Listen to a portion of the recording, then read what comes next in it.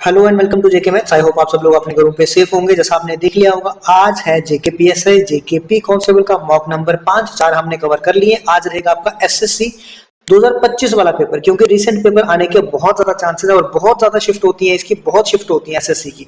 तो उसमें से एक शिफ्ट का पेपर आज हम लोग उठाने वाले हैं। और अगर आप चैनल पे न्यू हो, सब्सक्राइब कर सकते हो। यहाँ पे प्लेलिस्ट सेक्शन में आप जब जाओगे, आपको दिख रहा है प्लेलिस्ट सेक्शन में हर एक की प्लेलिस्ट आपको दिख जाएगी। एनसीईआरटी की, कांस्टेबल मॉक की, फा मैथ्स की, क्वांट की, जेके पीएसआई की, वन शॉर्ट सेशन आपको दिख जाएंगे। उसके बाद यही प्लेलिस्ट में आपको जेकेएसबी के पेपर्स दिख जाएंगे, स्टॉक असिस्टेंट का, फॉरेस्ट इंस्पेक्टर, ये तो हो गया। उसके बाद कुछ आपको मैराथन सेशन भी यहाँ पे दिख जाएंगे, कुछ आपको मॉक टेस्ट दिख जाएंगे जेकेपीएससी और जेकेपी कांस्टेबल के। मैंने ये डिजाइन किया था जूनियर असिस्टेंट के लिए, लेकिन ये वैलिड रहेंगे आपके किसके लिए भी, जेकेपी कांस्टेबल और आपके जेकेपीएसआई के लिए। बाकी फा की क्लासेस जितने भी जेकेएसएसबी के पीवाईक्यूज हैं, सारे के सारे आपको यहाँ मिलेंगे। और ये प्लेलिस्ट में आप देख पा रहे हो, हर एक चीज आपको अवेलेबल होगी। कंप्यूटर होगा, जेकेएसएसबी के टॉपिक वाइज पीवाईक्यूज होंगे, जो कुछ भी है हर एक चीज आपको यहाँ पे अवेलेबल रहेगी। आपको सिर्फ पढ़ना है, ठीक है। तो हम लोग स्टार्ट करते हैं क्वेश्चन नंबर अपना 1 से। जो भी आता जाएगा हम लोग स्टार्ट करते जाएंगे। क्वेश्चन नंबर 1 है, अरेंज द फ्रैक्शंस। इसको हमको असेंडिंग ऑर्डर में अरेंज करना है। देखो, फ्रैक्शंस अरेंज करने के आपके पास बहुत सारे तरीके होते हैं, इस पे ध्यान मत देना। देखो, इस पे ध्यान देना तो आपको सामने पता चल रहा है कि आंसर इसका सी पार्ट है। फिर आपको समझने में ना मजा आएगा, ना आपको समझने में कुछ समझ आएगी। तो मेरे पास 2 से 3 तरीके होते हैं। मैं आपको एक क्वेश्चन में 2 से 3 तरीके बता देता हूँ, जिससे आपको आइडिया हो जाएगा। सबसे पहले मैं देखता हूँ मेरे पास क्या दिया है। 5/9 दिया, एक मेरे पास है 4/7, एक मेरे पास है 3/5, एक मेरे पास है 2/3। सबसे पहला तरीका, वो सबसे सिंपलेस्ट तरीका जो होता है, वो होता है डिनोमिनेटर सेम कर दो। अब डिनोमिनेटर सेम करने के लिए ना मेरे को यहाँ पे थोड़ा सा वक्त लगेगा। वक्त क्यों लगेगा? क्योंकि मुझे ये देखना है, ये मेरे पास 9 है, यहाँ मेरे पास 3 है। तो पहले मैं ये देखता हूँ कि इसको भी मैं अगर 3/3 कर दूं तो ये भी मेरे पास क्या बन गया, ये 5/9 बन गया, ये 4/7, ये 3/5 और ये 6/9। अब 9 और 9 वाले तो सेम बन गए, लेकिन 5, 7 और 9, अब मुझे इसका क्या लेना पड़ेगा, एलसीएम। किसका किसका? 5, 7 और 9। अब मुझे तो दिख रहा है इनमें कुछ भी कॉमन नहीं होगा। जब कॉमन नहीं है तो इसका एलसीएम कैसे आएगा, इन तीनों को मल्टीप्लाई करके। तो ये थोड़ा सा लेंथी बन जाएगा, ठीक है। पर आपको करना होगा, अगर मैं इसका एलसीएम लूंगा तो क्या आएगा, 5 × 7 × 9। जब मैं एलसीएम को इससे मल्टीप्लाई करूंगा तो 9 तो कट जाएगा, तो मेरे पास बचेगा यहाँ 5 × 5 × 7। यहाँ पे बचेगा 4 × 5 × 9। यहाँ पे बचेगा 3 × 7 × 9। यहाँ पे बचेगा 6 × 5 × 7। अब सिर्फ आपको डिनोमिनेटर को देखना है। क्यों? क्योंकि न्यूमिनेटर में मैंने सिर्फ आपको न्यूमिनेटर को देखना है। क्यों? क्योंकि डिनोमिनेटर में मैंने क्या ले लिया, एलसीएम। जब एलसीएम ले लिया तो अब मुझे डिनोमिनेटर को देखने की जरूरत नहीं है। जैसे मैं आपको सिंपलेस्ट तरीके से पहले आपको इन दो की करके दिखाता हूँ, पहला और लास्ट वाला। जब मैंने दोनों का एलसीएम सेम कर लिया, ये भी 5/9 बन चुका है, ये भी 6/9 बन चुका है। अब क्योंकि दोनों का डिनोमिनेटर सेम है, तो मुझे क्या डिनोमिनेटर देखने की जरूरत पड़ेगी या नहीं देखने की जरूरत पड़ेगी? तो जिसका न्यूमिनेटर बड़ा होगा वो फ्रैक्शन बड़ी होगी। इसका मतलब ये तो मुझे दिख रहा है कि 6/9 जो है वो 5/9 से क्या होगा, बड़ा। या फिर मैं ऐसा बोल सकता हूँ कि 2/3 जो है वो 5/9 से क्या होगा, बड़ा। अब मुझे क्या बोला है उसने, असेंडिंग में अरेंज करना है, तो मतलब सबसे छोटा। इसका मतलब 5/9 जो है वो पहले आएगा, 2/3 बाद में आएगा। तो ये गलत है क्योंकि यहाँ 2/3 पहले आ रहा है। ये गलत है क्योंकि इसमें 2/3 पहले आ रहा है। उसके बाद ये भी गलत है क्योंकि इसमें 2/3 पहले आ रहा है। तो आप देख रहे हो 5/9 पहले, 2/3 बाद में। एक ही ऑप्शन है मेरे पास। एक तरीका तो आपके पास ये हो गया। दूसरा तरीका आपके पास क्या होता है, इसको मैं अभी मिटा देता हूँ। ये आपके पास एक तरीका था, ठीक है। ध्यान से सुनते रहना, मैं आपको 2 से 3, 4 तरीके जो भी इसमें बनते हैं मैं आपको सब बता दूंगा एक ही क्वेश्चन में, ताकि आपका थोड़ा सा चीजें आसान हो जाए। अब दूसरा तरीका देखो। दूसरा तरीका क्या है, इनका क्या ले लो, डिफरेंस। इनका डिफरेंस कितना है, 4 का। इसका डिफरेंस कितना है, 3 का। इसका डिफरेंस कितना है, 2 का। इसका डिफरेंस कितना है, 1 का। अब क्या करो, सबका डिफरेंस सेम बनाओ। सबका डिफरेंस सेम मतलब वही लेना है आपको, एलसीएम ही है। तो किसका किसका, 4 का, 3 का और 2 का। 4 का, 3 का और 2 का कितना एलसीएम होता है, 12। इसका मतलब सबको क्या बनाना है, 12 बनाना है। सबको 12 बनाना है, मतलब इसको मुझे क्या करना पड़ेगा, 4 को 3 से मल्टीप्लाई करना पड़ेगा तो 12 बनेगा। इसका मतलब मुझे न्यूमिनेटर को किससे मल्टीप्लाई करना पड़ेगा, 3 से। तो ये कितना बन जाएगा, 5 × 3 बन जाएगा। उसके बाद यहाँ क्या है मेरे पास, 3। इसको क्या बनाना है, 12। कैसे बना सकते हैं, 4 से मल्टीप्लाई करके। तो न्यूमिनेटर को क्या कर दूंगा, 4 से मल्टीप्लाई। तो मैं डायरेक्टली लिख रहा हूँ यहाँ पे, पहले को 3 से करूंगा तो कितना बनेगा मेरे पास, 5 × पहले को कितने से करूंगा, 4 है तो मुझे 12 बनाना है, 3 से, ठीक है, 15। दूसरा 3 है, 12 बनाना है, 4 से मल्टीप्लाई तो क्या बन जाएगा, 16। 2 है, क्या बनाना है, 12। तो 12 को 12 बनाना है तो 2 को किससे मल्टीप्लाई करूंगा, 6 से। तो 6 को इससे करूंगा तो क्या बन जाएगा, 18। यहाँ 1 है, 1 को क्या बनाना है, 12। तो किससे मल्टीप्लाई करूंगा, 12 से। 12 × 2 कितना होता है, 24। तो आप देख सकते हो असेंडिंग ऑर्डर में अरेंज करना है। तो जैसे ये लिखे थे वैसे ही असेंडिंग ऑर्डर में अरेंज हो रहे हैं, 15, 16, 18, 24। तो मतलब ये भी जो लिखा था उसने जिस ऑर्डर में, उसी ऑर्डर में इसका आंसर भी आने वाला है। ये हो गया आपका दूसरा तरीका। तीसरा तरीका क्या होने वाला है, ये मिटा के अब मैं तीसरा तरीका बताता हूँ। ये आप सारी चीजें, चलो इसको रहने देता हूँ इस वाले मेथड, क्योंकि ये थोड़ा वो है इंपॉर्टेंट है, तो ये याद रखना है। तीसरा तरीका क्या है इसका, मैंने यहाँ पे लिखा 5/9, यहाँ पे लिखा 4/7, यहाँ पे लिखा 3/5, यहाँ पे लिखा 2/3। पहले मैं कोई दो को करके बताता हूँ। मान लो पहले मैंने इन दोनों को देखा, तो मैंने क्या किया, इनको क्रॉस मल्टीप्लाई किया। जब मैंने इनको क्रॉस मल्टीप्लाई किया तो ये बना 7 × 5 कितना 35, ये बना 9 × 4 कितना 36। इसका मतलब 35 पहले आएगा 36 बाद में आएगा, इतना तो मुझे पता है। इसका मतलब मैं अभी इन दोनों को ही देखूं अगर, तो मुझे पता है कि पहले 5/9 आने वाला है, फिर 4/7 आने वाला है। यहाँ 4/7 पहले आ गया, 5/9 बाद में आ रहा है, ऑप्शन हो ही नहीं सकता। उसके बाद अगर ये देखो, ये 4/7 पहले आ गया, 5/9 बाद में आ रहा है, ऑप्शन हो ही नहीं सकता। 4/7 पहले आ गया, 5/9 बाद में आ रहा है, तो ये भी ऑप्शन नहीं हो सकता। तो ऑप्शन नंबर आपका कौन सा बचा, बी पार्ट। तो इन दोनों में से आपको पता चल गया, आपको ये नहीं देखना, आपको कोई और दो पकड़ लो, आप इन दोनों को पकड़ लो। क्रॉस मल्टीप्लाई किया, 3 × 3 कितना आ गया 9, 5 × 2 कितना आ गया 10। इसका मतलब 3/5 जो है वो पहले आने वाला है, 2/3 बाद में आने वाला है। 3/5 पहले, 2/3 बाद में, तो इसमें ये है, बिल्कुल हो सकता है।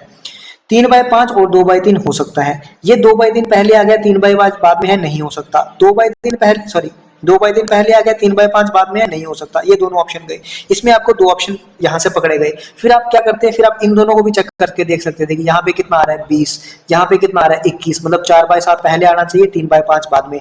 4/7 पहले आना चाहिए, ये बाद में आ रहा है, 3/5 पहले आ जा रहा है, ये ऑप्शन नहीं हो सकता। ऑप्शन नंबर आपका बी हो गया। मैंने आपको 4 मेथड बता दिए, आपको जो मेथड सही लगे, मुझे जो सबसे बेस्ट मेथड लगता है वो ये वाला मेथड है, एलसीएम वाला, जिसमें आपको डिफरेंस देखना होता है, क्योंकि इसमें थोड़ा सा इजी रहता है।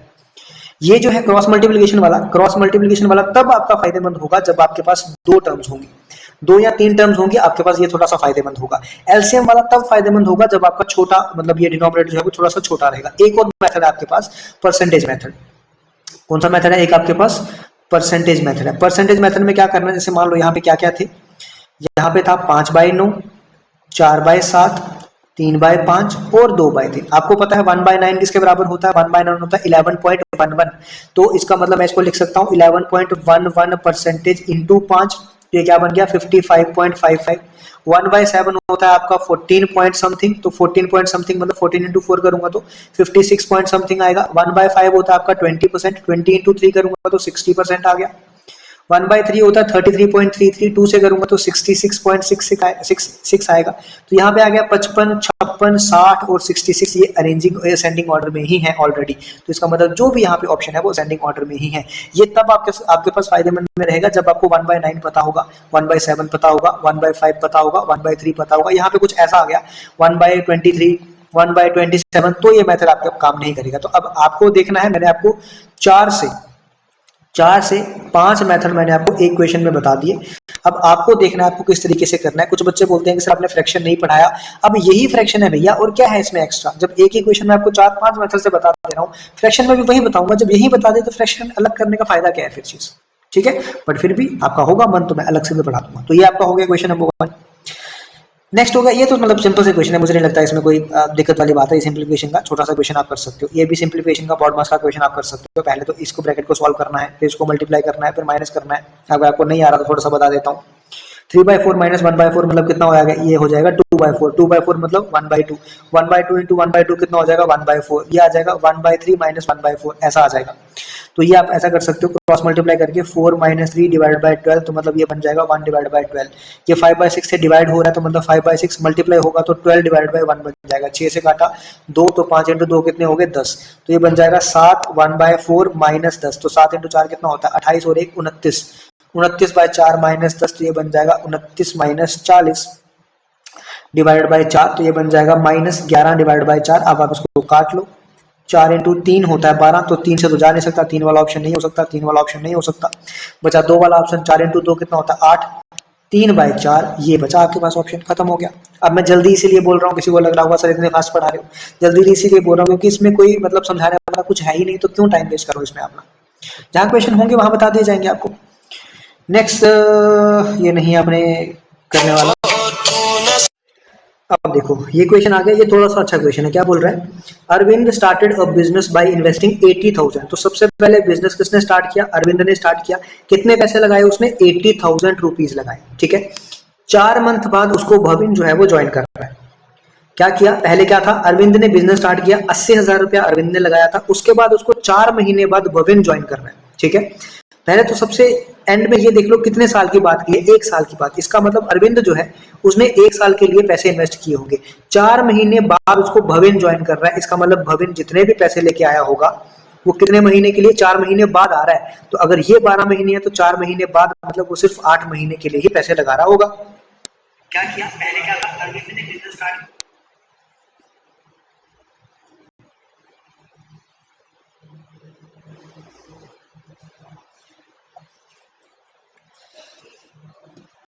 ठीक है, इतना समझ आ गया। उसके बाद वो क्या बोल रहा है, उसके बाद बोल रहा है at the end of 8 months from the start, 8 month के बाद क्या हुआ, चंदन ने ज्वाइन किया 1,60,000 के साथ। 8 मंथ के बाद, 8 मंथ के बाद मतलब कितने मंथ बचे होंगे 1 साल के लिए, 4 मंथ हो। इसका मतलब चंदन ने 1,60,000 के साथ जो स्टार्ट किया, कितने दिन के लिए, कितने महीने के लिए करेगा, 4 महीने के लिए करेगा, ये तो मुझे पता चल रहा है। यहां से आप देख पा रहे होंगे 4 जीरो जो है वो कट जा रहे हैं। एक तो ये पेन को पता नहीं क्या प्रॉब्लम होती है, 4 जीरो कट रहे हैं, ये 4 जीरो इस 4 जीरो के साथ कटेंगे, फिर दिक्कत हो गई। और ये 4 जीरो इस 4 जीरो के साथ कट जाएंगे, क्योंकि ये क्या है, रेशो है अपनी, क्या है ये, रेशो है। पर 1 सेकेंड रुको, ठीक है, ये रेशो है। अब और भी यहाँ पे कट रही है चीजें, तो यहाँ पे मैं काट सकता हूँ, देखो ये 4 से कटा, 4 से मैं काटूंगा तो 4 इंटू 2 8, 4 से मैं काटूंगा तो 4 इंटू 3 12। अब ये 3 से कट रहा है यहाँ पे तो और नहीं कटता है, तो मैं 1 सेकंड को 4 से, हाँ 4 से ही कट रहा है, 4 इंटू 4 कितना होता है 16, 4 से काटूंगा तो 4 इंटू 3 होता है 12, 4 से काटूंगा तो 4 इंटू 2 होता है 8, 2 से कट जा रहा है, 2 से कट जा रहा है और 2 से कट जा रहा है। इसका मतलब ये मेरे पास बच गया 3, 3 और 2, ये क्या आया, इन्वेस्टमेंट का रेशो। किसका रेशो आया, इन्वेस्टमेंट का। जो इन्वेस्टमेंट का रेशो होता है वही प्रॉफिट का रेशो होता है, ये आपको पता है। इसका मतलब प्रॉफिट का रेशो भी क्या होगा, 3:3:2। अब वो बोल रहा है फाइंड द शेयर ऑफ चंदन, चंदन का शेयर कितना है 2, कितने में से, 3 और 3 6 और 2 8, और टोटल प्रॉफिट कितना था उसके पास, 1,05,000। अब इसको बस ये करना है आपको, 1/4 हो गया। इसको मैं ऐसा लिख सकता हूँ 1050 मल्टीप्लाई बाय 100 डिवाइडेड बाय 4। अब आप इसको बस मल्टीप्लाई कर लो, मतलब डिवाइड कर लो, 4 को काटूंगा तो 4 इंटू 2 कितना होता है 8, 15 बचे, सॉरी 25 बचे, 4 इंटू 8 कितना होता है, क्या कर रहा हूँ, कितने बचे 25, तो 4 इंटू 6 कितना होता है 24, 10 बचे, 4 इंटू 2 कितना होता है 8, उसके बाद कितना बचा 2 बचा 20, 4 इंटू 5 तो 26250 आ जाएगा, ये आपके पास आंसर आ गया। अब आपको तो सिर्फ मतलब ये डिवाइड करना है। अब आप बोलोगे कि सर बिना डिवाइड करे भी मुझे कुछ बता दो, तो उसके मैं क्या ही बताऊंगा आपको, बता तो उसका भी सकता हूँ बट क्या ही करोगे उसका, कितना ही कर लोगे आप, 4 से डिवाइड तो कर ही सकते हो, इतना सा डिवाइड आप कर सकते हो, मुझे मतलब इतना विश्वास आप पे है, ठीक है, समझ गए आप। चलो फिर आगे बढ़ते हैं। आगे क्या है, अगला क्वेश्चन भी लगभग सेम है, तो क्या ये होमवर्क दे दूं क्या, लगभग सेम क्वेश्चन है, आंसर आपको यहाँ पे दिख ही रहा है, यही है। ए, यहाँ पे 2 बंदे हैं, वहां पे 3 बंदे थे, यहाँ पे 2 बंदे हैं। ए जो है वो 80,000 डाल रहा है 9 महीने के लिए, बी जो है वो 1,20,000 डाल रहा है 6 महीने के लिए। बी का प्रॉफिट दे रखा है, बी का प्रॉफिट मतलब बी की रेशो दे रखी होगी, आप बी की रेशो दे रखी है, वहां से आप ए का प्रॉफिट या ए की रेशो जो भी पूछा होगा वो निकाल सकते हो। व्हाट इज बीज share of a profit of इतना, मतलब बी का शेयर पूछा है आपको कि 4500 अगर टोटल प्रॉफिट है उसमें से बी का शेयर कितना होगा, मतलब टोटल प्रॉफिट आपको दे रखा है, बी का शेयर पूछा, तो मुझे नहीं लगता इसमें कोई दिक्कत होने वाली है, होगी तो देखा जाएगा। नेक्स्ट क्या है आपके पास, नेक्स्ट है what is the average of all integers between 100 and 250 that are exactly divisible by 11। अब देखो ऐसे क्वेश्चन निकालने के लिए हो सकता है आपके पास बहुत सारे तरीके हो, बट मेरे पास एक तरीका है जो एक मतलब ऐसा तरीका है जो हर क्वेश्चन में अप्लाई होता है, तो मैं चाहूंगा आप उस तरीके से जाओ, थोड़ा सा तो सही रहेगा। क्या करना है आपको, आपको याद है sum of n terms of AP n/2 into a plus an होता है, ये आपको अगर याद है, लेकिन आपको यहाँ n तो पता ही नहीं है कि कितने नंबर ऑफ टर्म्स मेरे पास आएंगी 100 से लेके 250 के बीच में, जो कि 11 का क्या होगा, मल्टीपल होगा। इसका मतलब आपको n निकालना है, तो आपको ये भी पता है last term of AP an equals to a plus n-1 into d। an मतलब लास्ट टर्म 250 से पहले ऐसी कोई टर्म जो कि 11 से डिविजिबल होती हो। आपको पता है 11 से 220 तो डिविजिबल होता ही है, उसके बाद 242 जो है वो 11 से डिविजिबल हो जाता है, इसके बाद 250 से ऊपर चला जाता है। इसका मतलब लास्ट टर्म क्या आ गया आपकी 242। फर्स्ट टर्म मतलब ये 100 से आगे वाली पहली टर्म ऐसे जो 11 से डिवाइड हो जाती है, मतलब वो कितना हो जाएगा 110 प्लस n-1 d मतलब कॉमन डिफरेंस, कॉमन डिफरेंस मतलब जिससे डिवाइड करना है 11 से ही डिवाइड हो जाएगी, ये बन जाएगा 132 इक्वल्स टू n-1 इंटू 11। ये 11 इससे कटेगा तो ये कितना आ जाएगा 11 इंटू 1 आ जाएगा 11, और 22 बचेगा 2, तो ये आ जाएगा n-1। तो n कितना आ जाएगा आपके पास 13। ये एक तरीका है n निकालने का। अगर ऐसा नहीं निकालना तो आप ऐसा भी कर सकते हो कि 100 और 250 के बीच में कितने नंबर्स हैं, 150, किससे डिवाइड होने चाहिए, 11 से। अगर करोगे 13 पॉइंट समथिंग आएगा, मतलब 13 नंबर ऐसे आएंगे बीच में जो कि क्या होंगे, 11 से डिविजिबल होंगे। तो n आपको पता चल गया। ये आपके पास आया सम, आपको चाहिए एवरेज। तो एवरेज किसके बराबर होगी, average equals to sum divided by कितने नंबर थे, 13। तो सम कितना आया, 13 डिवाइडेड बाय 2, ये फॉर्मूले से लिख रहा हूं, 13 divided by 2 into first term कितनी है आपके पास 110 प्लस लास्ट टर्म कितनी है आपके पास 242 डिवाइडेड बाय कितना आ गया 13, क्योंकि क्या चाहिए एवरेज। अब ये 13 लिखने का कोई मतलब था नहीं, क्योंकि ये क्या हो जाएगा, कट जाएगा। तो ये आपके पास बना 352 डिवाइडेड बाय 2, ये काटोगे तो 2 इंटू 17 कितना होता है 34, 12 176 बन जाएगा। ऑल दो बहुत सारे तरीके हैं सॉल्व करने के, बहुत ज्यादा, या तो फिर आप वही तरीका अपना लो कि 110 पहला नंबर आ जाएगा, फिर उसके बाद आगे अगर मैं देखूंगा 11 ऐड कर दूं तो 121 आएगा, फिर 132 आएगा, ऐसे करते करते जाओगे तब भी आपके पास आ जाएगा। एवरेज निकालनी है, फिर सबको क्या करोगे, ऐड करोगे, इस तरीके से जाओगे तब भी आ जाएगा, बट थोड़ा सा मुश्किल हो जाएगा। अब ये थोड़ा सा अच्छे लेवल का क्वेश्चन है, आपको दो तरीके बता दूंगा, आपको जो अच्छा लगेगा, आपकी मर्जी, आपको अपने हिसाब से जो है वो निकालना है। पहला तरीका वही है जो आपका मतलब बेसिक तरीका होता है। कैसा तरीका, the sum of 15 numbers is 80। तो मतलब टोटल अगर मैं देखूं तो टोटल कितना हो जाएगा 15 इंटू 80, टोटल सम आपके पास कितना हो जाएगा इतना। कितने नंबर थे टोटल 15 में से पहले 6 की उसने एवरेज कितनी दी है 72, तो 6 का सम कितना हो जाएगा 6 इंटू 72। नेक्स्ट 6 की उसने एवरेज बोली है 25% ज्यादा है पहले 6 से, पहले 6 की कितनी है 72, अब 25% ज्यादा किससे 72 से, तो 25% अगर 72 का अगर मैं निकालूं तो कितना हो जाएगा 18। अब मतलब 25% ज्यादा है तो मतलब किससे 72 से 25% ज्यादा मतलब कितनी हो जाएगी 90। ऐसा नहीं करना चाहते तो 25% ज्यादा, 25% मतलब 1/4 होती है, इसका मतलब पहले अगर 4 थी अब होगी कितनी 5, तो 5/4 ऑफ 72 कर लो तब भी कितना आएगा आपके पास 90 ही आएगा, मर्जी आपकी जिस तरीके से करना चाहो। तो इसका मतलब नेक्स्ट 6 की एवरेज कितनी है 90 होगी। ये कंप्लीट हो गए 6 नंबर, ये हो गए 6 नंबर, ये हो गए 12 कंप्लीट हो गए, 3 नंबर हो गए और बचे। इतना बिजी चल रहा हूँ कि फोन तो बार बार बज रहा है, ठीक है, इतना समझ आ गया आपको। अगला क्या दिया आपको 6 6 12 नंबर कंप्लीट हो गए। अब वो बोल रहा है जो 13th नंबर है वो 8 ज्यादा है 15वें नंबर से। मैंने मान लिया 15th नंबर कितना है x, 13th नंबर क्या है 8 ज्यादा है, तो मैंने मान लिया 13th नंबर 8 ज्यादा है किससे 15वें नंबर से, तो x प्लस 8 हो गया 13th नंबर। 14th नंबर जो है वो 10 कम है 15th से, तो 15th x था तो 10 कम आ गया, ये 14th नंबर आ गया, प्लस 15th नंबर तो खुद x ही है। इन सब का मिला के किसके बराबर आएगा 15 इंटू 80, पहले ही लिख चुका हूं। ये समझ आया मैंने ये इक्वेशन कैसे बनाई, ये इक्वेशन समझ आ गई तो इसका मतलब आपने इक्वेशन मैक्सिमम सॉल्व कर लिया। ये इक्वेशन समझ नहीं है तो आपने कुछ नहीं कर पाए। 15 आपको क्या दिए थे, टोटल कितने नंबर थे आपके पास 15, 6 की एवरेज मुझे दी थी, 6 की एवरेज 25% बढ़ा के दी थी तो मैंने 90 कर दी। 15वां नंबर मुझे दिया था x, या मैंने मान लिया x।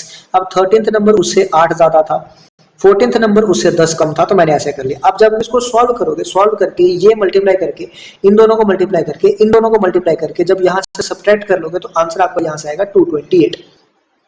अब मैं पूरी कैलकुलेशन करके नहीं बता रहा हूँ, बट मैंने आपको बता दिया कि इसको जब आप करोगे तो आंसर कितना आएगा आपका 228। अब आप थोड़ा सा ध्यान से देखो, ठीक है। अब आपके पास क्या क्या बचा, आपके पास बचा एक x प्लस 8, एक बचा आपके पास x माइनस 10, एक बचा आपके पास x, तीनों को मिला के 228 हुआ। यहां से x और x कितना हो गया 3x माइनस 2 इक्वल्स टू 228, यहां से 3x इक्वल्स टू 230, यहां से x अगर मैं देखूं तो 230 डिवाइडेड बाय 3, जो कि कटेगा तो नहीं, लेकिन x की वैल्यू मेरे पास आ चुकी। जब x की वैल्यू मेरे पास आ चुकी, अब क्या मैं 13th नंबर और 14th नंबर निकाल सकता हूं, हाँ सर निकाल सकते हो। तो मुझे निकालनी क्या थी 13 और 14 नंबर की एवरेज, किसकी एवरेज 13th और 14th नंबर की एवरेज। तो 13th नंबर कितना बन जाएगा आपके पास 230/3 प्लस 8, और 14th नंबर कितना बन जाएगा 230/3 माइनस 10, इसकी एवरेज मतलब डिवाइडेड बाय 2। लेकिन आप थोड़े से समझदार बन सकते हो, आप क्या करो इसको x की फॉर्म में ही निकालो। x की फॉर्म में निकालूंगा तो एवरेज मतलब x plus 8 plus x minus 10 divided by 2, तो ये कितना बन जाएगा twice of x minus 2 divided by 2, यहां से 2 कॉमन निकल गया, x माइनस 1 डिवाइडेड बाय 2, 2 से 2 गया तो आपके पास बचा 230/3 माइनस 1। तो आपके पास फाइनल आंसर बचेगा 227 डिवाइडेड बाई 3, जो भी सॉल्व करके आएगा वही आपका आंसर होगा, जो कि होगा 75.67। लेकिन अब यहां से सॉल्व करते तो आपका थोड़ा सा क्या हो जाता, ये चीज मुश्किल हो जाती। ठीक है, ये समझ आया। अब जो मैं बताने वाला हूं उसको थोड़ा सा ध्यान से समझना, क्योंकि मैं आपको स्टार्टिंग से एक डिविएशन मेथड चलाता आता था। स्टार्टिंग में मैं आपको बोलता था वो मेथड बहुत ज्यादा इजी रहते हैं, तो वो थोड़ा सा ध्यान से उसको देखो। आप देखो, पहले 15 नंबर की एवरेज कितनी है, 80 है। मैंने ये मान लिया कि 1 से लेके 15 तक नंबर है ना, मैंने ये मान लिया कि पहला नंबर भी 80 है, दूसरा नंबर भी 80 है, तीसरा भी 80 है, चौथा भी 80 है, ऐसे हर एक नंबर कितने हैं, 80। लेकिन उसने बोला है पहले 6 नंबर जो है उनकी एवरेज कितनी आ रही है, 72। लेकिन मैंने तो बोला 80 आनी चाहिए। इसका मतलब कितनी कम आ रही है, 8 कम आ रही है। किससे, 80 से। अगर हर एक नंबर की 8 कम आ रही है तो 6 की कितनी आएगी, 48 कम आएगी। 6 इंटू 8 कितना होता है, 48, तो 48 कम आएगी।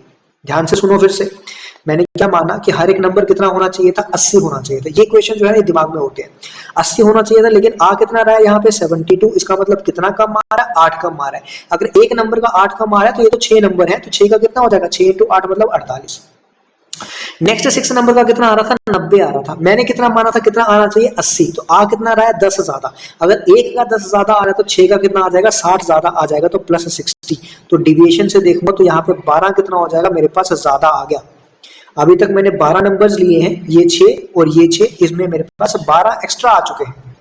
ठीक है, 12 क्या आ चुका है, मेरे पास एक्स्ट्रा आ चुका है। अब मैं अगर थोड़ा सा ध्यान से देखूं तो 13th, 14th और 15th नंबर की बात चल रही है। किसकी चल रही है, 13th, 14th और 15th की। मैंने अभी बोला कि हर एक नंबर क्या होना चाहिए था, 80, 80 और 80। तो अगर 13th नंबर, अगर 13th, 14th और 15th नंबर भी कितना होना चाहिए था, 80 होना चाहिए था। मतलब ये भी 80, ये भी 80, ये भी 80। तो अगर मैं ध्यान से देखूं तो 80 प्लस 80 प्लस 80 होना चाहिए था। लेकिन ये 12 मेरे पास क्या आ रहा है, और एक एक्स्ट्रा आ रहा है, तो ये 12 मुझे इसमें से निकालना पड़ेगा, ताकि वो ओवरऑल क्या हो जाए, बैलेंस हो जाए सारी चीजें। क्योंकि 12 मेरे पास क्या है, एक्स्ट्रा। यहाँ पे मेरे पास होना चाहिए था 80, 80, 80, लेकिन 12 जो एक्स्ट्रा आ रहा है वो 12 मुझे यहाँ पे क्या करना पड़ेगा, घटाना पड़ेगा। समझ आई। तो कितना बन गया ये, 8 इंटू 3 कितना होता है, 240। 240 में से 12 घटा दूंगा तो 228। जो आप 228 यहाँ पे पहुंचे थे ना, ये इतनी सारी कैलकुलेशन करने के बाद, वो आप 228 यहाँ बिना किसी कैलकुलेशन के पहुंच चुके हो। अब ये 228 जो है ये किसके बराबर होगा, अब ये आपको लेना पड़ेगा इतना सा। मतलब आपको कैलकुलेशन पता क्या करनी है, ये जो मैंने लिखा है ना यहाँ पे, ये इतना वाला जो पार्ट लिखा है, x plus 8, x minus 10 plus x, ये इतना सा जो पार्ट लिखा है इसकी आपकी कैलकुलेशन करनी पड़ेगी। ये तीनों किसके बराबर आएंगे, 228 के बराबर। यहां से आपकी वैल्यू जो है वो निकल जाएगी, x की वैल्यू निकल जाएगी, और फिर आप इसी तरीके से क्या निकालोगे, एवरेज। लेकिन जो आप 228 पे पहुंचे, वो पहुंचने का तरीका आपका डिविएशन मेथड का था। ये समझ आ गई होगी आपको, आई होप समझ आ गई होगी। सुनो ध्यान से, a landlord bought a flat for 8 lakh rupees. ठीक है, 8 लाख का लैंडलॉर्ड ने एक फ्लैट लिया। अब वो क्या चाहता है, he wants to earn 9% annual return on his investment. अब इतने तक देखो, पहले जो उसने इन्वेस्टमेंट की है, कितनी इन्वेस्टमेंट की उसने, 8 लाख रुपए की। 8 लाख में वो क्या चाह रहा है, वो चाह रहा है 9% उसको क्या मिले, रिटर्न मिले। मतलब वो ये चाह रहा है कि 9% उसको मिले, किस पे, 8 लाख पे। तो ये 2 जीरो से 2 अगर मैं काटूं तो 9 इंटू 8 कितना होता है, 72। तो वो एक सेकंड रुको जरा, हाँ, तो वो कितना चाह रहा है, 72 और 3 जीरो आ गया। ये उसको टोटल इन्वेस्टमेंट आनी चाहिए। लेकिन ये टोटल आई, ये क्या बोल रहा है, एनुअल, तो मतलब 12 साल पर 12, मतलब पर उसकी बात कर रहा हूं मैं, पर 12 मंथ की, पर 12 मंथ की नहीं, पर मंथ की। ये एनुअली आ गया, एनुअली उसको इतना मिलेगा। 12 मंथ की बात करूं तो ये देखो 12 इंटू 6 मतलब 6000। ठीक है, 6000 रुपया अगर उसको आएगा तो वो इस तरह से क्या कर पाएगा, अपने 9% पर एनम में अपनी इन्वेस्टमेंट को पूरा कर पाएगा। After paying 2000 per month for maintenance, लेकिन उसको 2000 एक्स्ट्रा और पे करना पड़ रहा है मंथ का। मंथली उसको 6000 जो है वो तो है ही है, लेकिन उसको 2000 और क्या करना पड़ रहा है, पे करना पड़ रहा है। तो मंथली अगर उसको 8000 रुपया आएगा तब जाके उसका 8 लाख जो है वो पूरा होगा 9% पर एनम में, इस हिसाब से जाएगा। इसका मतलब कितना उसको रेंट जो है, what should be the monthly rent he charges, कितना मंथली रेंट वो चार्ज करेगा कि उसका ये नुकसान बोल रहा हूँ, उसका जो सिस्टम है सही बैठ जाएगा। तो 8000 क्या होता है, 8000। ठीक है, 8000 रुपीज उसको मंथली जो है वो रेंट जो है वो चार्ज करना है। समझ गए क्या। ठीक है, आगे चलूं तो ये आपका 2000 जो है ये तो हर महीने पे करना ही करना है, तो ये तो 2 महीने फिक्स रहेगा। बाकी ये आपका 9% के हिसाब से जो भी आएगा। समझ गए, चलो आगे चलो जरा। उसके बाद आगे अपना आगे बोल रहे हैं an amount is set to be doubled in 5 years with compound interest, मतलब 5 साल में क्या हो जा रही है, डबल हो जा रही है. How many years it will take for the amount to grow to 8 times its original value, मतलब 5 साल में डबल हो जा रही है. मतलब ये 1 है, 1 से 2 हो जा रही है कितने साल में, 5 साल में. 2 से और डबल 4 हो जाएगी कितने साल में, 5 साल में. 4 से और डबल 8 हो जाएगी कितनी, 5 साल में. तो 8 टाइम्स ही तो बोला है, तो कितने साल लगेंगे, 5 5 10 और 5 15. खत्म हो गया सवाल. कुछ भी मुश्किल था क्या, नहीं सर कुछ भी मुश्किल नहीं था, खत्म. ये रेशो जो रहते हैं वो सेम रहती है. जैसे 8/4 है, इसकी रेशो कितनी है, 2/1. ये रेशो जो है वो सेम रहेगी. 4/2 कितना हो गया, 2/1. ये रेशो सेम रहेगी, 2/1. ठीक है, चला गया, कोई मुश्किल नहीं था. आगे बढ़ते हैं. अब इसमें देखो जरा, अब इसको करने के भी आपके पास 2 से 3 तरीके हैं. अगर आप आसान तरीके से करना चाहो, जो मैंने आपको अभी बताया, उस तरीके से भी जा सकते हो. मुश्किल से करना चाहो, मुश्किल से भी जा सकते हो. पहले मैं आपको आसान बताता हूँ, जो अभी कराया. एक सम जो है वो 66,000 बन जाता है 2 साल में, और इतना बन जाता है 3 साल में.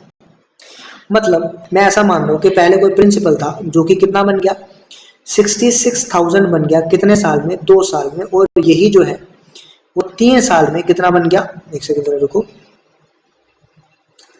एक सेकंड, पेन को कुछ गड़बड़ हो गया है, रुको जरा, हैंग हो गया क्या, एक सेकंड जरा वेट करें, कुछ तो हुआ है. ये 2 साल में कितना बन गया और ये 3 साल में कितना बन गया, कहाँ गया, 7920. अभी मैंने आपको क्या बोला कि रेशो क्या रहती है, सेम रहती है. मतलब अगर मैं इसकी और इसकी रेशो देखूं और इसकी रेशो देखूं तो क्या रहेगी, सेम. इसका मतलब मैं ऐसा लिख सकता हूँ, 7920 की रेशो 6620 के साथ और 6600 डिवाइडेड बाय ये जो भी है, मतलब इसको मैं p मान लूँ अगर, इसकी रेशो क्या होगी, सेम. लेकिन क्योंकि ये किसकी बात कर रहा है, 2 साल की बात कर रहा है कि ये 2 साल में, तो मुझे क्या करना पड़ेगा, इसको यहाँ पे स्क्वायर करना पड़ेगा. अभी हो सकता है कि आपको ऐसा समझना है कि सर मैं क्यों कर रहा हूँ ऐसा. देखो ध्यान से, अगर मैं यहाँ से यहाँ जा रहा था तो 1 साल लग रहा था, क्योंकि ये 2 साल ऑलरेडी हो चुके हैं. तो आगे क्या था, 3rd ईयर था, तो 2 से 3 जा रहा था, तो 1 ही साल था. लेकिन यहाँ से जब मैं डायरेक्ट जंप कर रहा हूँ तो कितने साल है, 2 साल. तो मुझे क्या करना पड़ रहा है, स्क्वायर. यहाँ तो मैं कुछ नहीं कर रहा, यहाँ कुछ कर रहा हूँ क्या, नहीं कर रहा. अगर आप ऐसा करना चाहो तो बहुत अच्छी बात है. पहले मैं आपको कैलकुलेशन करके बता देता हूँ, उसके बाद जो दूसरा मेथड होगा वो मैं आपको बता दूंगा. अब ध्यान से सुनो जरा. अब मैं थोड़ा इसको कोशिश करूंगा काटने की. तो कोशिश अगर मैं करूं तो 1 0 से 1 0 तो पहले तो जाता है. ये 11 से मुझे दिख रहा जाता हुआ, तो 11 से काटूंगा तो 11 × 6 और 0. 11 से काटूंगा तो 11 × 7 कितना होता है, 77. 2 बचे तो 11 × 2. 12 से काटूंगा तो 12 × 6, 12 × 5 सॉरी 7. 12 × 6 कितना होता है, 72. तो ये आ गया 6/5. तो ये बनेगा 6/5 multiply by 6/5 equals to 6600 divided by p. यहाँ से प्रिंसिपल कितना आएगा, 6600 मल्टीप्लाई बाय 5/5 और डिवाइड बाय 6/6. 6 से काटूंगा तो 1100 आ जाएगा. तो ये कुछ इस प्रकार से बनेगा, 1100 × 25 डिवाइडेड बाय 6.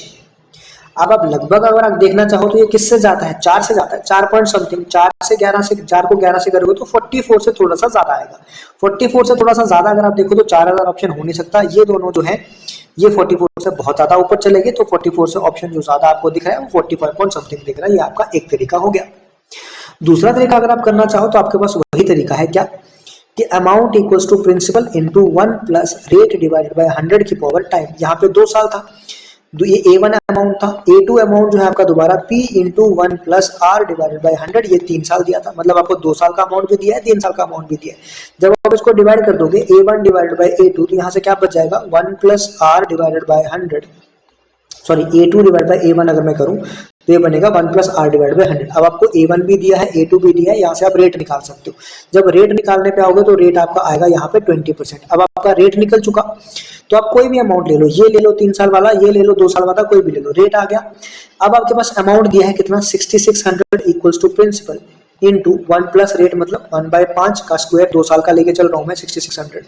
तो ये कितना बन गया अंदर, 6/5. तो वही बन गया आपका P इंटू 6/5 इंटू 6/5. वही इक्वेशन बन गई जो यहाँ पे इक्वेशन थी. क्या कुछ और था क्या, नहीं, यहीं पे बनी. तो इसके लिए आपको क्या निकालना पड़ा, पहले रेट निकालना पड़ा. लेकिन यहाँ पे जो आप आए इस तरीके से, इसमें आपको रेट नहीं निकालना पड़ा. आप सिंपल एंड कंपाउंड इंटरेस्ट की वीडियोस में जाओ, आपको ये चीजें वहां पे दिख जाएंगी. ठीक है, हम लोग आगे बढ़ते हैं. ये PYQs है, इसमें मैं बहुत ज्यादा टाइम अगर आप बोलो कि मैं वेस्ट करूंगा तो मैं नहीं कर सकता इसमें.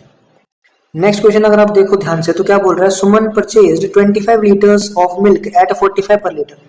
मतलब 25 लीटर दूध वो खरीदती है 45 रुपए पर लीटर के हिसाब से, और वो 15 लीटर दूध और खरीदती है 50 रुपए के हिसाब से। तो 25 इंटू 45 अगर मैं करूंगा तो मेरे पास थोड़ा सा तरीका आसान है। मैं 25 इंटू 40 प्लस 5 कर सकता हूँ। 25 इंटू 40 क्योंकि 25 इंटू 400 होता है, तो 25 इंटू 40 कितना हो जाएगा 1000, 25 इंटू 5 कितना हो जाएगा 125, तो ये कितना है 1125 आ जाएगा। थोड़ा सा आसान है तरीका। तो ये बन गया 1125, 15 इंटू 5 कितना होता है 75, तो ये आ गया 750। 1125 और 750 अगर मैं करूंगा तो मेरे पास कितना बन जाएगा 1825, 75, 25 और 50 कितना हो गया 75, तो 1875 ये मेरा क्या आ गया कॉस्ट प्राइस। अब वो एंटायर मिक्सचर को बेच रही है 48 पर लीटर में। एंटायर मिक्सचर मतलब 25 लीटर ये और 15 लीटर ये, तो एंटायर मिक्सचर कितना हो गया 40 लीटर कितने में बेच रही है 48 में। तो टोटल कितना हो जाएगा अगर मैं करूंगा तो 1920। ये मेरा सीपी, ये मेरा एसपी सामने मुझे पता चल पा रहा है कि प्रॉफिट हुआ होगा, ये लॉस गया, ये लॉस गया, प्रॉफिट हुआ होगा। अब 90 तो दिख नहीं रहा मुझे, 25 और 20 45 दिख रहा है मुझे प्रॉफिट, तो सामने मुझे दिख रहा है प्रॉफिट कितना है 45 रुपीज है। कर सकते हो आराम से, मुझे नहीं लगता कोई दिक्कत ज्यादा थी इसमें। हाँ कैलकुलेशन आपकी है, इसमें आप थोड़ा जल्दी, जितना जल्दी कर पाओगे जितनी जल्दी कैलकुलेशन आपकी हो पाएगी उतना आसान है। कैलकुलेशन थोड़ी सी अपनी सही से करो। ये क्वेश्चन बहुत अच्छा है। इस क्वेश्चन को थोड़ा सा ध्यान से देखना, क्योंकि अगर आपने क्वेश्चन ध्यान से नहीं देखा तो मैं 100% श्योरिटी के साथ कह सकता हूँ क्वेश्चन नहीं होगा। A toy manufacturer produces 1200 toy cars 1200 toy cars at total cost of 90,000। 1200 car जो है वो प्रोड्यूस कर रहा है 90,000 रुपए में। 200 कार उसने क्या कर दी चैरिटी को डोनेट कर दी। जब उसने जो कार चैरिटी को डोनेट की होंगी, क्या उससे उसका प्रॉफिट हो रहा होगा? क्या चैरिटी का मतलब कोई प्रॉफिट होता है क्या? नहीं। इसका मतलब 200 उसने डोनेट कर दी, तो अब उसके पास कितना बचा होंगी 1000 ही कार उसके पास बची होंगी। समझ पा रहे हो कि नहीं? कितनी कार बची होंगी 1000 कार। अगर मैं सीपी की बात करूं, बना तो वो कितने रहा है 1200 ही बना रहा है। बना कितनी रहा है 1200, मतलब अगर मैं कॉस्ट प्राइस की बात करूं तो वो उसका 90,000 ही आएगा। तुम जो मर्जी कर लो, वो 90,000 से कम ज्यादा नहीं हो सकता। लेकिन 200 कार उसने चैरिटी में दे दी, तो ये तो गई, कितनी बची 1000 कार बची। उसके बाद वो बोल रहा है, ये लाइन अभी मैं छोड़ रहा हूं, उसके बाद वो बोल रहा है कि ही नहीं छोड़ क्यों रहा हूं, he announced a 10% discount on the marked price of 120 per car. मतलब अगर कार जो है वो 120 रुपए की थी, उसने 10% उसमें से डिस्काउंट दे दिया। 10% डिस्काउंट मतलब 1/10, मतलब अगर 10 था तो 1 का डिस्काउंट मतलब कितना हो जाएगा 9/10 हो जाएगा। क्या हो जाएगा 9/10 हो जाएगा। उसके बाद उसने और क्या किया, 2 टॉय कार जो है वो 8 पे फ्री दे दी। ऐसे होता है ना बाय 2 गेट 1 फ्री। तो मैंने मतलब टोटल कितनी कार खरीदी 8 कार खरीदी। ठीक है, टोटल कितनी कार खरीदी मैंने 8 कार खरीदी होगी। एक सेकेंड गुजरा, ये मैं क्या कर रहा हूँ, एक सेकेंड मुझे देखने दो। टॉय नाउ 10% डिस्काउंट, 1% जरा रुको। 10% उसने डिस्काउंट जो है वो दिया, और एक कार का प्राइस था 120 पर कार। ठीक है, एक कार का प्राइस कितना था 120, मतलब एक पीस का प्राइस कितना था 120, लेकिन उसने 10% का क्या दिया डिस्काउंट, मतलब 10 पे 1 का डिस्काउंट, मतलब 9/10। तो अगर मैं यहाँ से देखूँ 12 इंटू 8 कितना होता है 108। तो मतलब अगर मैं ये देखूँ अभी कि 108 उसका क्या है प्राइस पड़ रहा है। ठीक है, 108 क्या पड़ रहा है प्राइस, कितना, ये एक कार का पड़ रहा है। ठीक है, ये क्या है एक कार का प्राइस कितना पड़ रहा है मुझे 108 रुपया पड़ रहा है। मेरे पास कार्स कितनी है अभी बेचने के लिए 1000 क्यों है सर, ये तो 1200 कार बनाना था, लेकिन 200 तो इसने चैरिटी को दे दी ना। क्या किया 200 इसने चैरिटी को दे दी, तो कितनी बची उसके पास 1000 कार ही बची। लेकिन उसके बाद वो अगेन बोल रहा है कि 2 कार्स वो फ्री दे देता है 8 टॉय कार अगर कोई परचेज कर रहा है। तो इसका मतलब 8 टॉय कार अगर कोई परचेज कर रहा है तो उसको मिल कितनी रही है 10 मिल रही है। 10 क्यों, क्योंकि उसको 2 क्या मिल रही है फ्री में मिल रही है। ठीक है, ओवरऑल कार्स आपके पास थी कितनी 1000 थी, तो अगर आप देखो तो अब कार्स कितनी होगी आपके पास 800 हो गई। क्यों, क्योंकि उसने फर्दर हमें डिस्काउंट दे दिया किस पे 8 कार परचेज करने पे 2 का और क्या मिल गया डिस्काउंट मिल गया। तो याद रखना कितनी परचेज करी 8, कितनी मिली टोटल 10, थी कितनी 1000, तो इसका मतलब कितनी बच गई आपके पास अभी 800 कार आपके पास बच चुके हैं, मतलब जो आपको बेचनी है, जो आपको क्या करनी है सेल करनी है। अब एक कार का प्राइस आपके पास कितना था सेलिंग प्राइस 108, तो 800 कार्स का कितना हो जाएगा 800 इंटू 108, जब आप इसको करोगे तो आपके पास आएगा आई थिंक 86400। 90,000 मैंने बोला था, इसको कोई हिला नहीं सकता, ये सीपी वैसा का वैसा ही रहेगा। एसपी क्या आ रहा है आपका, कम, तो प्रॉफिट होगा कि लॉस, ऑब्वियसली लॉस होगा, प्रॉफिट हो नहीं सकता, प्रॉफिट हो नहीं सकता, लॉस होगा। अब लॉस कितने का होगा वो आप मतलब चाहो तो आप रेशियो से निकाल लो, चाहो तो आप इस तरह से निकाल लो। जैसे मैंने मान लिया सीपी और एसपी लिख दिया, सीपी कितना था मेरे पास 90 लिख लिया और इसको सॉरी 900 लिख लिया और इसको 864 लिख लिया, क्योंकि 2 जीरो से 2 जीरो कट जाते हैं। अब मैंने यहां से देख लिया कि मुझे दिख रहा है कि 36 का क्या हो रहा है, इसको लॉस हो रहा है, डिवाइडेड बाय कितना आ जाएगा 900, मल्टीप्लाई बाय कितना आ जाएगा 100, 9 इंटू 4 कितना होता है 36, तो 4% का क्या आ जाएगा लॉस। समझ आई। यहाँ पे ये बहुत इंपॉर्टेंट चीज थी क्या, एक तो आपको पहले सेलिंग प्राइस यहाँ से निकालना था, दूसरा आपको कार भी फ्री में दे रहा था डिस्काउंट में, 8 खरीदने पे 2 दे रहा था फ्री में, मतलब आपको 10 मिल रही, तो 8/10 थी कितनी, बेचनी कितनी थी आपको 1000 बेचनी थी, लेकिन क्योंकि 2 फ्री में थी तो आपके पास कितनी रह गई 800 कार की सेलिंग प्राइस में ही आपको करना पड़ेगा काम। या फिर आप ऐसा समझ लो बेच तो वो 1000 ही रहा है, लेकिन आपको प्राइस कितने का पे करना पड़ेगा 800 का, क्यों, क्योंकि 200 तो वो क्या दे रहा है फ्री दे रहा है, उस पे बोल रहे हैं ना 8 पे अगर 2 फ्री दे रहा है तो 800 पे 200 फ्री देगा। समझ गए। तो प्राइस जो आपको पे करना है वो किसका करना है 800 का ही करना है, 200 आपको क्या मिलेंगी फ्री, इसीलिए उन 200 का प्राइस सेलिंग प्राइस नहीं लगाया, क्यों, क्योंकि वो तो आपको फ्री में ही मिल रही है, तो प्राइस किसका लगेगा 800 का ही लगेगा, इसलिए ये मैंने 800 यहाँ पे लिया। तो एक एक क्वेश्चन समझाने के लिए आप देख पा रहे हो टाइम कितना लग रहा है। आगे बढ़ता हूँ मैं जरा, ठीक है क्वेश्चन अच्छा है, चलो जरा आपको इस क्वेश्चन में रेशो का खेल सिखाया जाए। क्या बोला है, a retailer marks and air conditioner 80% above it's cost price. 80%, देखो नहीं आता 80%, कोई फर्क नहीं पड़ता, या तो आप 80/100 कर लो, पता चल पा रहा है, 2 से काटूंगा 4, 2 से काटूंगा 5, मतलब 80% 4/5, 20% तो आता है 1/5, तो 80% मतलब 20 का 4 टाइम्स, तो इसका भी 4 टाइम्स मतलब 4/5।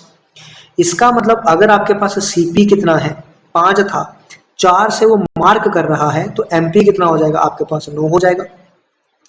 अब वो बोल रहा है कि पहले वो 25% का डिस्काउंट दे रहा है, 25% मतलब 1/4, इसका मतलब अगर पहले 4 था 1 का डिस्काउंट, तो अब कितना हो जाएगा 3/4। पर किस पे दिया जाता है डिस्काउंट, मार्केट प्राइस पे दिया जाता है, तो इसका मतलब सेलिंग प्राइस की अगर मैं बात करूं तो मार्केट प्राइस कितना था 9, उस पे डिस्काउंट 25% मतलब 3/4 का, उसके बाद एडिशनल डिस्काउंट 10% का और दिया जाता है, 10% का डिस्काउंट का मतलब हो गया 10% मतलब 1/10, मतलब पहले अगर 10 था अब 1 का डिस्काउंट तो कितना हो जाएगा 9, ये मेरे पास जो भी बचेगा वो मेरे पास सेलिंग प्राइस है, और फाइनल सेलिंग प्राइस मुझे दे रखा है।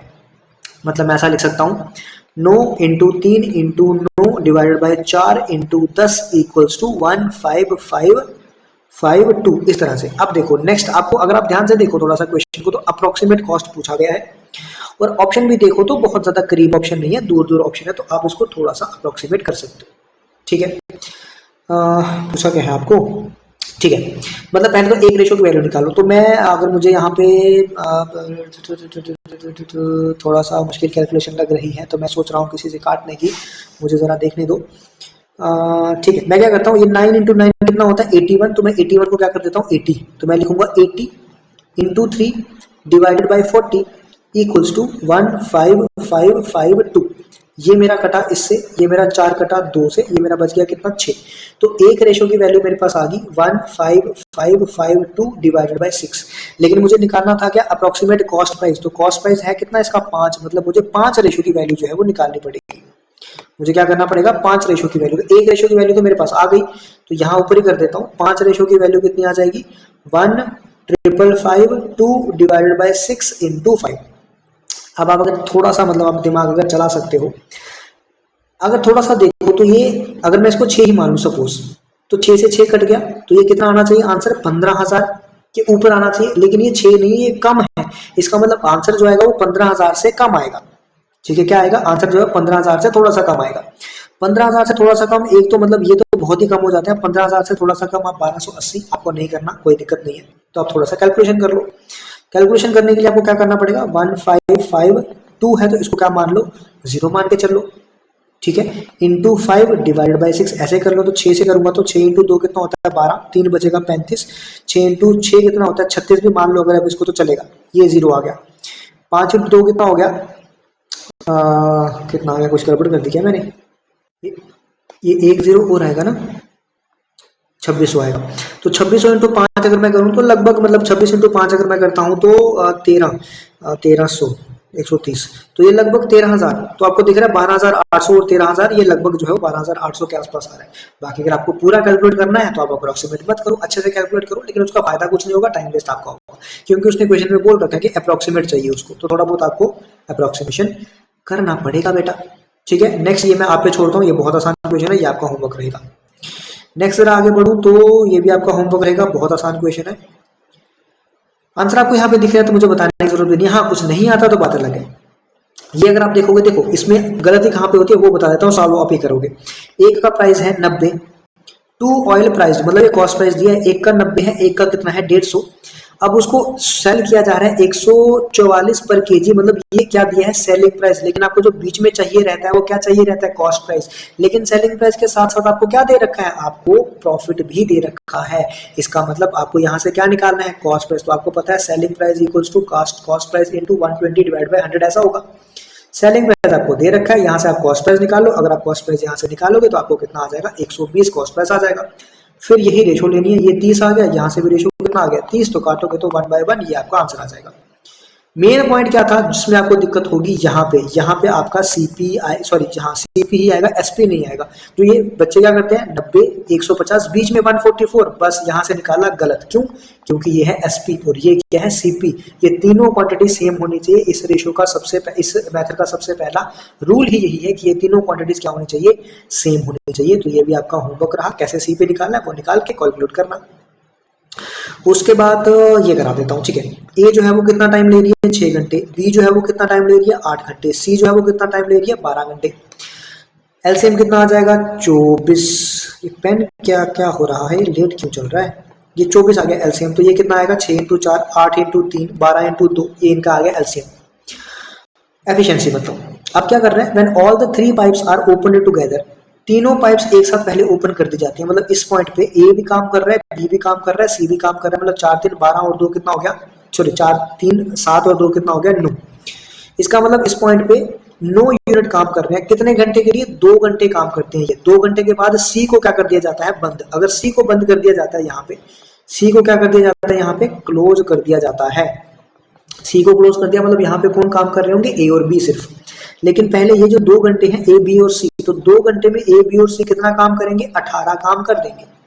अब कौन काम करेगा ए प्लस बी, तो भैया ए प्लस बी को जो है वो कितना काम करना है और टोटल काम कितना है 24, 18 ये कर चुके हैं, 6 उनको काम करना है, लेकिन ए और बी मिलके करते कितना है 7 काम, तो कितना टाइम लगेगा 6/7 आवर्स जो है वो और लगेंगे उसको टाइम को कंप्लीट करने के लिए, मतलब जो भी काम है वो कंप्लीट करने के लिए। ये सब चीजें टाइम एंड वर्क में हो रखी हैं, आप देख पा रहे हो। ऐसे सीजीएल है चाहे, लेकिन मुझे मतलब ऐसे बहुत क्वेश्चन नहीं है जिसमें मुझे बहुत ज्यादा टाइम लग रहा है। हाँ एक दो क्वेश्चन है, मैं नहीं बोल रहा, एक दो भी नहीं है, मतलब 5-7 क्वेश्चन हो सकते हैं, बट इतने क्वेश्चन नहीं है जिसमें मुझे बहुत ज्यादा टाइम लग पा रहा है। आगे देखो, अब ये क्वेश्चन, अब बुलेट ट्रेन अगर मैं देखूं तो मैं कहाँ से देखूंगा, मैं तो दूसरी वाली देखता हूँ।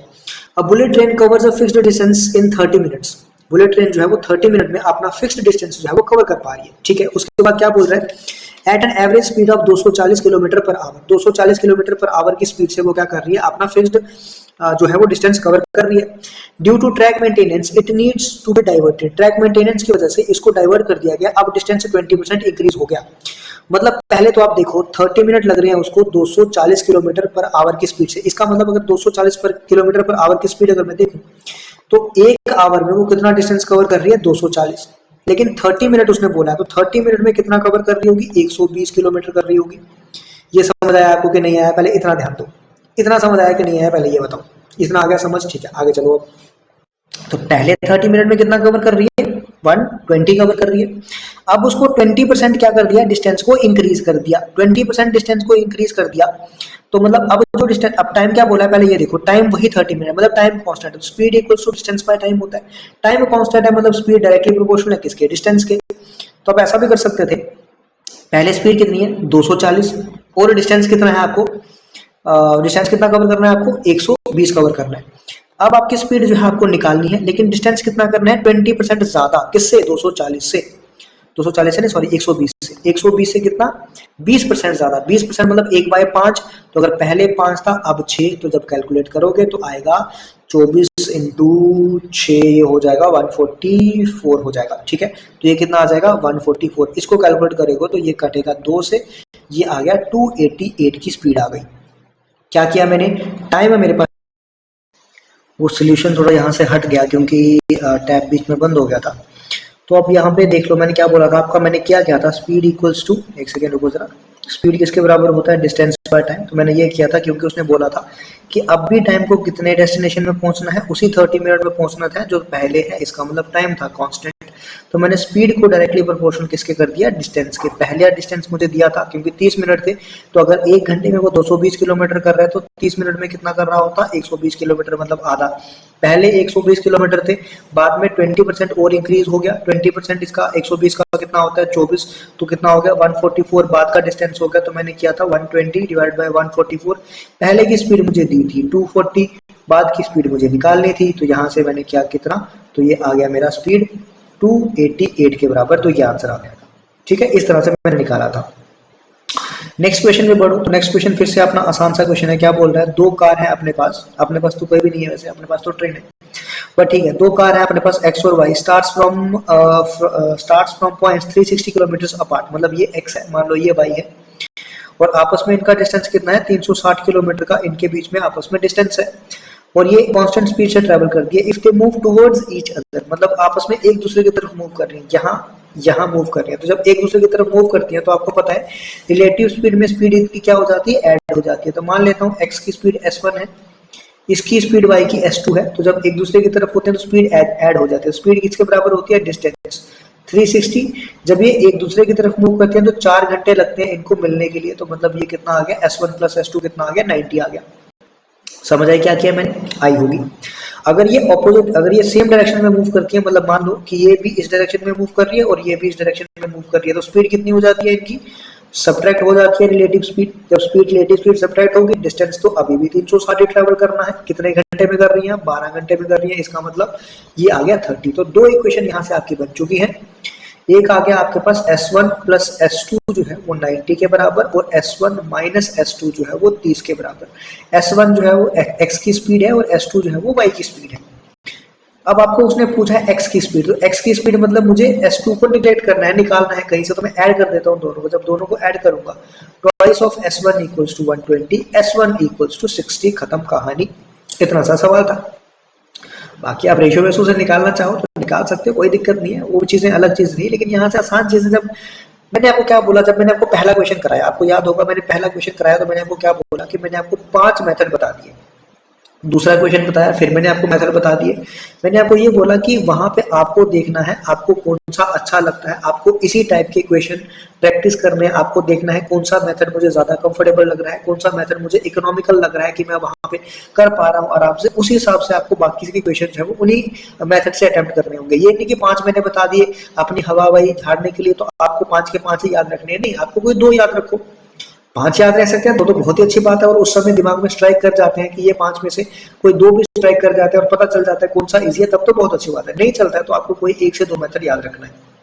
नेक्स्ट क्वेश्चन आपके पास है, a circular pizza having a radius of 21 centimetre, if 75% of it is eaten, 75% जो है वो ईटन कर चुके हैं, ठीक है, ईट चुके हैं मतलब खा चुके हैं 75%, तो एरिया कितना बचा होगा। अब 75% खा चुके हैं तो मतलब 25% बचा होगा ना, 25% मतलब 1/4 किसका, टोटल एरिया का। टोटल किस फॉर्म में है, वो सर्कुलर फॉर्म में, तो total area pi r square, pi मतलब 22/7, आर स्क्वायर मतलब 21 इंटू 21, तो अगर आप देखो 7 इंटू 3 ऐसा बचा। तो अब आपके पास ये बचा कि 66 इंटू 21 डिवाइडेड बाई 4, ये आपके पास बचा। अब आप थोड़ा सा कैलकुलेशन करना चाहो तो आराम से कैलकुलेशन कर सकते हो। 66 इंटू, अगर आप अप्रोक्सीमेट भी करना चाहो ना तो कर सकते हो, इसको मैं 20 ले लेता हूँ, ठीक है, क्योंकि आप देख रहे हो ऑप्शन बहुत दूर दूर है, तो 20 ले लूंगा तो ये 5 आ जाएगा। तो मुझे करना है 66 इंटू 5, तो 5 को मैं करता हूँ 10 डिवाइडेड बाई 2, तो ये करूंगा तो मेरे पास आ जाएगा 330 के आसपास। तो 330 के आसपास 346 आपको ऑप्शन दिख रहा है। तो थोड़ा बहुत आपको दिमाग इस तरीके से चलाना पड़ेगा, क्योंकि एसएससी आप देखिए भी इसी पैटर्न को अपना रहा है, तो आपको थोड़ा सा दिमाग अपना लगाना पड़ेगा, वरना आप यहीं पे रह जाओगे। नेक्स्ट देखते हैं, नेक्स्ट क्वेश्चन, नेक्स्ट क्वेश्चन क्या बोल रहा है, a ring shaped disc has outer diameter, outer radius of 10 centimetre, मतलब ये रिंग शेप्ड कुछ इस तरह से आपकी क्या होगी, डिस्क होगी, जिसका आउटर डायमीटर, रिंग शेप्ड है तो पहले तो ये कुछ इस प्रकार से होगा, ये ध्यान से देखना, ये कुछ इस प्रकार से होना तो चाहिए। थोड़ा सा कोशिश अगर मैं करूँ इसको सही बनाने की, तो मान लो कुछ इस प्रकार से। अब रिंग शेप्ड है तो कुछ इस प्रकार से होगा, तो मतलब ये जो है वो रिंग है, क्योंकि आपको पता है बीच से खाली है, आपको उंगली में भी तो फंसानी है अपने। तो रिंग शेप्ड क्या है, ये जो आपको दिख रहा है ये आपका रिंग शेप्ड है, ठीक है। उसका आउटर रेडियस दिया है 10 सेंटीमीटर। तो आउटर रेडियस मतलब यहाँ से लेके अगर मैं बात करूँ यहाँ तक पूरा कितना दिया है आपको, 10 सेंटीमीटर दिया है। इनर रेडियस दिया है 7 सेंटीमीटर। तो इनर रेडियस मतलब यहाँ से लेके कहाँ तक, ये यहाँ तक कितना दिया है, 7 सेंटीमीटर। अब आपको पूछा है what is the approximate ratio of the ring area to the whole outer area. तो रिंग एरिया कौन सा है, यही जो मैं अभी मार्क कर रहा हूँ, ये पिंक से जो मार्क कर रहा हूँ, जो भी कलर है, जो भी बोलते हैं इसको, लड़कियों को ज्यादा पता होगा। तो ये जो एरिया, ये एरिया कितना होगा, पाई आर स्क्वायर मतलब 10 का स्क्वायर माइनस 7 का स्क्वायर, इसका ratio to the whole area. Whole area मतलब पाई आर का स्क्वायर। तो होल कितना है, आर का स्क्वायर मतलब 10। तो यहाँ से मैं देख सकता हूँ अगर 10 का स्क्वायर मतलब 100 माइनस 49 डिवाइडेड बाई पाई, और यहाँ पे कितना आ जाएगा 100। तो ये बचेगा 51 डिवाइडेड बाई 100। तो अप्रोक्सीमेटली, क्योंकि उसने क्या बोला है मुझे अप्रोक्सीमेटली, तो अप्रोक्सीमेटली कितना बनाइए 1/2। तो आंसर कितना आएगा 1/2 आएगा, ठीक है, समझ गए। नेक्स्ट चलो, ये आपका रागा क्या होता है, क्या हो गया मेरे को बीच बीच में क्या बोले जा रहा हूँ मैं, होमवर्क। ये 10 सेकंड से ज्यादा अगर किसी को लग रहे हैं इस क्वेश्चन में तो मैं नहीं मतलब कुछ बोल सकता, पर 10 सेकंड का क्वेश्चन है, बता ही देता हूँ यार, क्या आप भी। What percentage of its circumference is covered in a quarter turn. Quarter turn में कितना परसेंटेज सर्कमफ्रेंस कवर होता है, मतलब ऊपर आएगा आपका क्वार्टर टर्न का सर्कमफ्रेंस, क्वार्टर टर्न का circumference divided by total circumference कितना होता है। तो क्वार्टर टर्न मतलब सर्कमफ्रेंस टोटल कितना होता है 2 पाई आर, उसका क्वार्टर टर्न मतलब डिवाइडेड बाय 4, और टोटल सर्कमफ्रेंस मतलब कितना 2 पाई आर। तो कट के कितना बचेगा 1/4, 1/4 मतलब 25%। आंसर खत्म, इसका यूज ही नहीं था। अगर कोई यूज कर रहा है इसको तो अलग से निकाल रहा है पहले कि सर मैं पहले सर्कमफ्रेंस निकालूंगा, 2 पाई इंटू आर इतना आता है, तो 5 से काटूंगा, 5 इंटू 2 10, तो सर ये 220 बन गया। उसके बाद सर मैं क्वार्टर टर्न का निकालूंगा, क्वार्टर टर्न मतलब 1/4 इंटू 2 पाई आर मैं दोबारा करूंगा। तो ये मेरे भैया ये बेवकूफ़ी है, ये मत करना, क्योंकि आएगा आपका फिर वही, यहाँ पे भी 220 डिवाइडेड बाई 4 बनेगा, बात आ जाके वहीं पे 1/4 पे अटकेगी, ठीक है। तो ये चीज़ थोड़ी सी ध्यान में रखना। नेक्स्ट आपको ये लाइन की इक्वेशन है y equals to mx plus c, m इसमें स्लोप होता है y कोऑर्डिनेट x कोऑर्डिनेट, और यहाँ से ये लाइन पास करती है। अगर x 0 होगा तो y का कोऑर्डिनेट क्या होगा, उसको 5 बोलते हैं। x भी दिया है, y भी दिया है, m फाइंड करना। तो क्या कुछ गड़बड़ है क्या, 8 equals to m into 1 plus 5, 8 में से 5 गए 3, तो m कितना आ गया 3, खत्म हो गया। ये अपना है नहीं वैसे, पर बीच में अटक गया। तो अब ये क्वेश्चन आपका, उसके बाद आपका खत्म हो जाता है, अगला मॉक स्टार्ट हो जाता है, तो नेक्स्ट करेंगे। बट ये क्वेश्चन आपका बहुत इंपॉर्टेंट है। अब ये क्वेश्चन इंपॉर्टेंट क्यों है, क्योंकि एक तो ये फॉर्मूला वाला क्वेश्चन आ गया ना। एक कौन सा क्वेश्चन आ गया, फॉर्मूला वाला, वही कौन सा, a cube plus b cube plus c cube minus 3abc करके जो भी इसका इतना बड़ा सा फॉर्मूला आता है वो, एक तो वो तरीका आ गया। अब इन क्वेश्चंस को कई बार हम डिजिटल सम से जाएं तो मेरे हिसाब से क्वेश्चन थोड़ा सा इजी हो जाएगा। जैसे ये क्वेश्चन मैंने डिजिटल सम से किया तो ये मुझे बहुत आसान लगा, तो मुझे लगा क्यों ना आपको भी बताया जाए डिजिटल सम क्या है। डिजिटल सम में क्या है, जब भी आप चीज़ों को ऐड करते हो, अगर कहीं सम 9 बन रहा है तो उसको क्या कर दो, कैंसिल कर दो, ठीक है। जहां कहीं भी आपको 9 दिख रहा है उसको आपको कैंसिल कर देना। जैसे आपको ये दिख रहा है 3 + 1 कितना हो गया, यहाँ पे अलग से लिख देता हूँ, 31 का क्यूब प्लस 18 का क्यूब माइनस 37 का क्यूब प्लस 210, ऐसा है। अब डिजिटल सम अगर मैं करूँ तो 3 और 1 कितना होता है, 4 होता है, तो 4 का क्यूब प्लस 8 और 1 कितना होता है 9। जहां पे भी 9 आ गया तो वो कैंसिल हो गया, क्यूब होगा स्क्वायर होगा उसका जो भी होगा वो कैंसिल हो गया। 7 और 3 कितना होता है 10, तो 10 का अगेन मेरे पास डिजिटल सम कितना बन जाएगा 1, लेकिन मैं आपको फिर से करके बताता हूँ। और ये कितना बन गया 2 और 1 3, इस तरह से बन गया। ये 10 का क्या था क्यूब, अब ये 4 का क्यूब है, 4 इंटू 4 कितना होता है 16, 16 इंटू 4 कितना होता है 64, ठीक है। इसका दोबारा अगर मैं सम करूँ तो 6 4 कितना हो गया 10, मतलब 1 बन गया डिजिटल सम। इसका कितना बन गया 1 - 1, और ये कितना बन गया यहाँ से 3, तो 1 और -1 कैंसिल, तो डिजिटल सम बन के इसका कितना बना +3 बना। तो जो आंसर भी आएगा वो भी +3 ही आना चाहिए। तो अब मैं पहले ये ऑप्शन चूज कर लेता हूँ। मैंने ये ऑप्शन चूज किया, ये क्या ऑप्शन था -3 6 8 1 0, 8 और 1 कितना हो गया 9, ये तो हो गया कैंसिल। 6 और 3 कितना होता है 9, ये तो हो गया कैंसिल। तो इसका डिजिटल सम 3 नहीं बन रहा है, ये तो 0 ही हो गया क्योंकि कैंसिल हो गया। यहाँ पे अगर मैं ध्यान से देखूं तो -1 4 8 2 0। अब मैं अगर ध्यान से देखूं तो 8 और 2 कितना होता है 10, 10 और 4 14, 14 और 1 15, तो मतलब यहाँ से मेरा बन रहा है कितना 15, माइनस है साथ में 5 और 1 कितना बन रहा है यहाँ पे -6 बन रहा है। अब आपको आंसर चाहिए पॉजिटिव, तो जब भी आपका आंसर नेगेटिव आ रहा है तो उसको 9 में से सब्ट्रैक्ट कर दो, तो 9 - 6 करूंगा तो क्या आएगा 3, यहाँ पे भी आंसर 3 था, यहाँ पे भी डिजिटल सम 3 था, तो आंसर आपका ये आ गया। नेक्स्ट अगर आप चाहो सर मुझे और ऑप्शन देखने हैं तो देख लो, ये ऑप्शन देखूंगा तो 5 और 4 कितने हो गए 9, ये हो गया कैंसिल। 6 और 7 कितने होते हैं 15, 15 और ये कितने हो गए 6, -6 बनेगा। अब 9 में से करोगे इसको तो 1 सेकंड जरा रुको, ये भी बन रहा है क्या, 1 सेकंड रुको, 15 नहीं बन रहा ना, ये 13 बन रहा है। 7 और 6 कितना होता है 13 होता है, तो 3 और 1 कितना हो गया 4, तो ये माइनस का 4 बनेगा। जब 9 में से सब्ट्रैक्ट करूंगा तो कितना आएगा 5, लेकिन मुझे चाहिए था 3, तो ये वाला आंसर नहीं हो सकता। सिमिलरली अगर मैं इसके साथ जाऊं तो 5 और 4 कितना होता है 9, 3 और 2 कितना होता है यहाँ पे 5, तो ये माइनस का 5 बन रहा है। अगर मैं इसको 6 में से 9 में से सब्ट्रैक्ट करूंगा तो आंसर 4 आएगा, लेकिन मुझे 3 चाहिए था डिजिटल सम में, तो आंसर आपका सिर्फ 1 ही बना। ऐसे अब आप क्या करना, इस तरह के क्वेश्चन पकड़ना, इस तरह के क्वेश्चन पकड़ के आप डिजिटल सम लगाना। अगर तो आपका 3, 4, 5 क्वेश्चन में डिजिटल सम लग जा रहा है तो मतलब आपका ये श्योरिटी हो जाती है कि डिजिटल क्वेश्चन 99.99 केसेस में लग जाता है। एक कोई ऐसा ढीठ क्वेश्चन होगा जिसमें नहीं लगेगा, बात लगे, लेकिन लग जाता है। ठीक है, तो आज का सेशन मैं यही खत्म करूंगा। ये था आपका एसएससी सीजीएल का सेशन, मुझे देखने तो कौन सा था, ये आपकी 12 सितंबर 2025 की, मतलब रिसेंट की आपकी ये शिफ्ट है, शिफ्ट 1 है 9 की। ऐसे करते करते मेरे पास बहुत सारे पेपर्स हैं, तो हम लोग शिफ्ट वाइज इसको करते जाएंगे। आपको पेपर्स चाहिए, आप चुपचाप करके एक बुक प्रेफर करो बोल रहा हूँ, कोई भी बुक प्रेफर कर लो, प्रेफर क्या होता है, रेफर कर लो। एसएससी की कोई भी बुक ले आओ, और ये आपको करने ही करने हैं एसएससी के पीवाईक्यूज 2018 से लेके 2025 तक। जिसने ये नहीं किए, मैं गारंटी के साथ कह सकता हूँ जेके एसएसबी क्वालिफाई करना बहुत मुश्किल हो जाएगा अगर ये पीवाईक्यूज नहीं किए। मैं तो साथ साथ में करा ही रहा हूँ, लेकिन मेरे पास भी कितना ही टाइम है, तो आपको खुद से भी चीजें करनी होंगी।